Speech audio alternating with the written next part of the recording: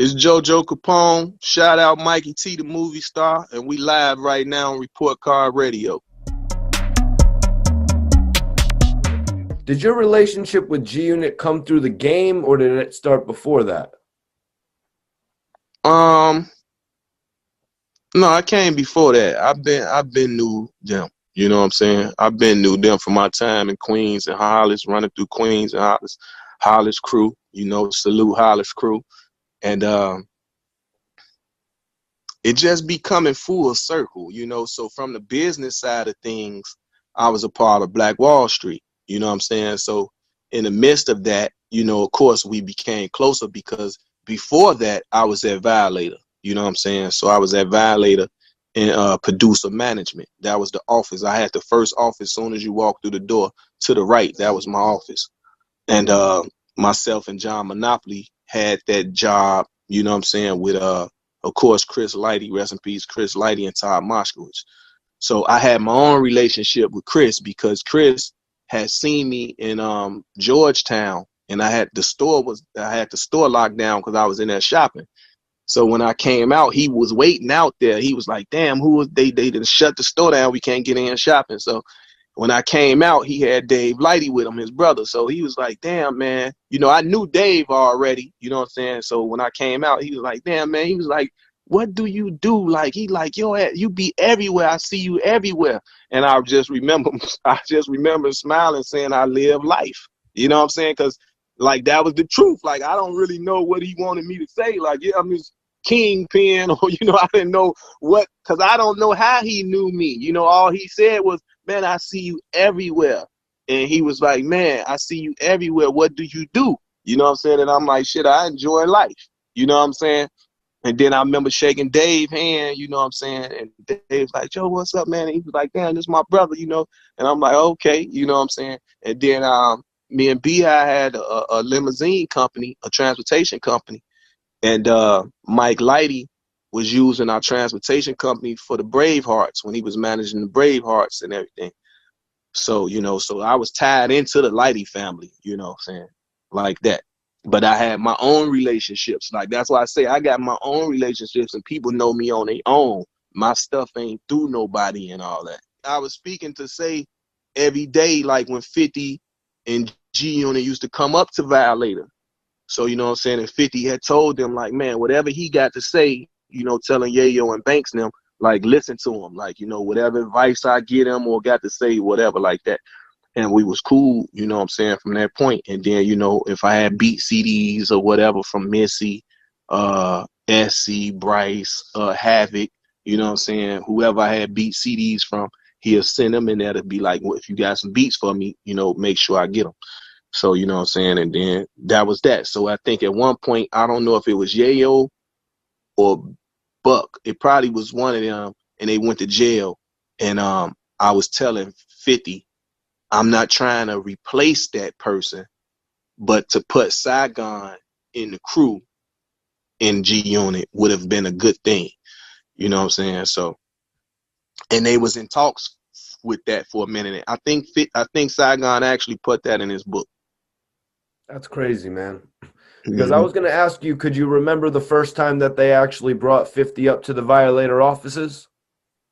I don't remember exactly the first time, but I know I was there. I know I was there seeing them coming. You know what I'm saying? I know that. Damn, so that's crazy. Like 50 actually told them to take some of this guy's advice when he's offering you some advice. Other producers that were dope from G Unit were Needles, Red Spider as well. A couple of producers. But I'm saying the producers that was managed by Violator. Right. You know, which was Havoc, Missy Elliott, Bryce, SC, you know, and then of course we used to slide in Spike and Jamal, which actually done Missy and Elliott, Missy and Monica's record, that So Gone, that So Gone record. So I actually gave them that track, Missy and Monica. So they had did an anniversary. I need my plaque for that shit too. I'm glad we spoke on that. I got a lot of plaques I can get. Busta Rhymes, Busta would be up there. Actually, that's how I met Big Fendi. I met Fendi in Violator. He used to be up there. So I Yeah, met him so up there. Indy. Yeah, that's where I first met him at. And what was the other guy name up there?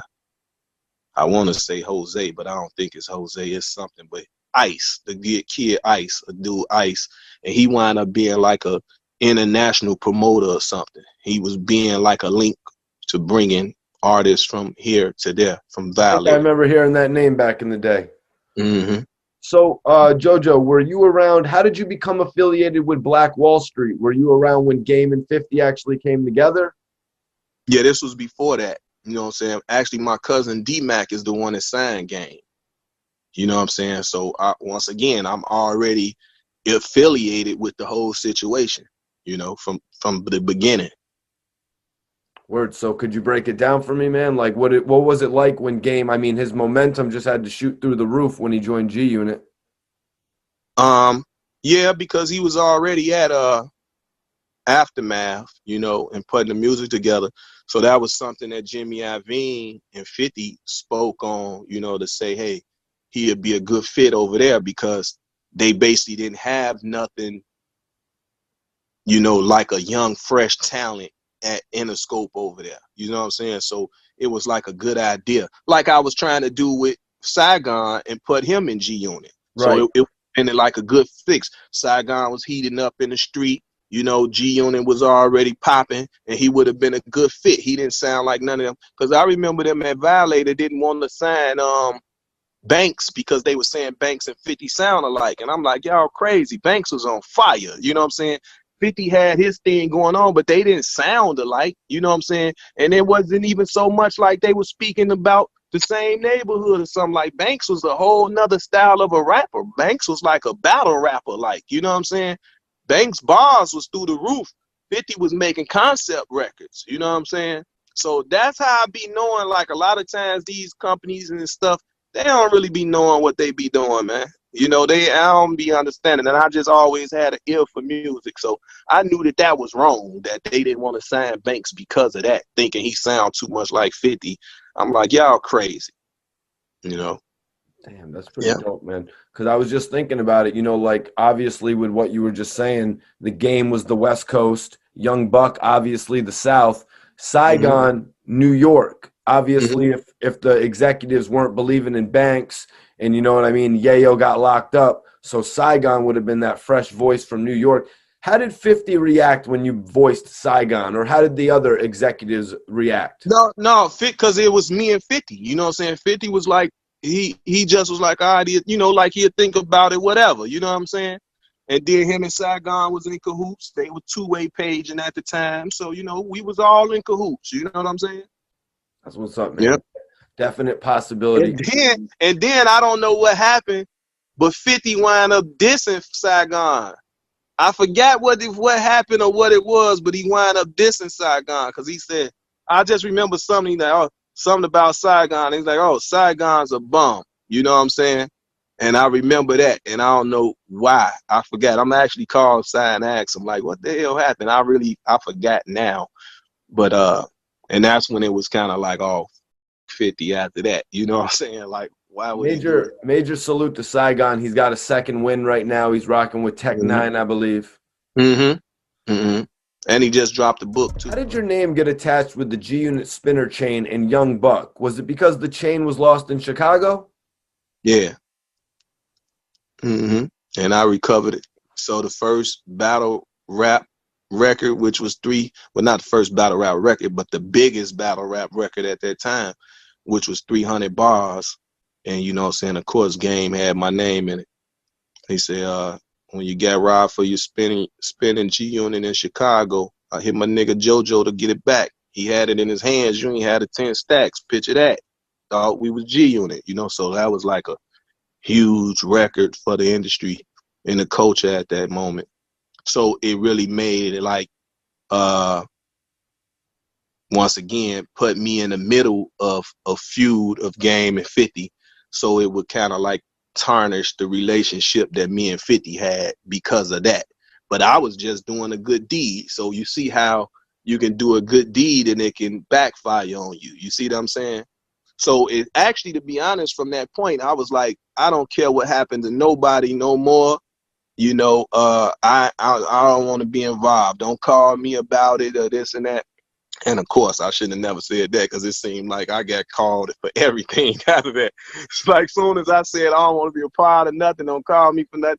Man, I turned it to, I think they called me the hip hop mediator. TMZ coined me that. You know what I'm saying?